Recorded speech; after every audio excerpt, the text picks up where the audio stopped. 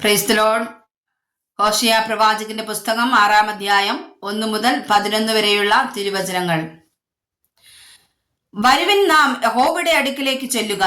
അവൻ നമ്മെ കടിച്ചു കീറിയിരിക്കുന്നു, അവൻ സൗഖ്യമാക്കും.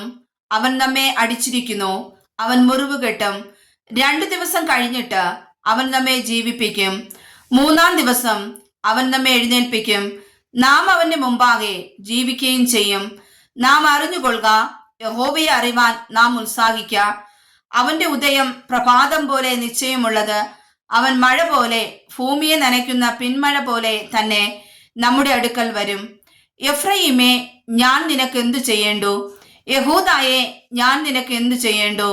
നിങ്ങളുടെ വാത്സല്യം പ്രഭാതമേഘം പോലെയും പുലർച്ചയ്ക്ക് നീങ്ങിപ്പോകുന്ന മഞ്ഞുപോലെയും ഇരിക്കുന്നു.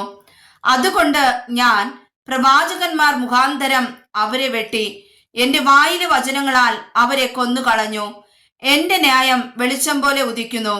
യാഗത്തിലല്ല, ദയയിലും ഹോമയാഗങ്ങളെക്കാൾ ദൈവപരിജ്ഞാനത്തിലും ഞാൻ പ്രസാദിക്കുന്നു. എന്നാൽ അവർ ആദാം എന്ന പോലെ നിയമത്തെ ലംഘിച്ചു. അവിടെ അവർ എന്നോട് വിശ്വാസപാതകം ചെയ്തിരിക്കുന്നു. ഗിലെയാദ് അകൃത്യം പ്രവർത്തിക്കുന്നവരുടെ പട്ടണം, അത് രക്തം കൊണ്ട് മലിനമായിരിക്കുന്നു. പതിയിരിക്കുന്ന കവർച്ചക്കാരെ പോലെ ഒരു കൂട്ടം പുരോഹിതന്മാർ ഷേഖേമിലേക്കുള്ള വഴിയിൽ കൊല ചെയ്യുന്നു. അതെ, അവർ ദുഷ്കർമ്മം ചെയ്യുന്നു. ഇസ്രായേൽ ഗൃഹത്തിൽ ഞാനൊരു ഭയങ്കര കാര്യം കണ്ടിരിക്കുന്നു. അവിടെ എഫ്രായിം പരസംഗം ചെയ്തു, ഇസ്രായേൽ മലിനമായും ഇരിക്കുന്നു. യഹൂദായെ, ഞാൻ എൻ്റെ ജനത്തിന്റെ സ്ഥിതി മാറ്റുമ്പോൾ നിനക്കും ഒരു കൊയ്ത്ത് വെച്ചിരിക്കുന്നു.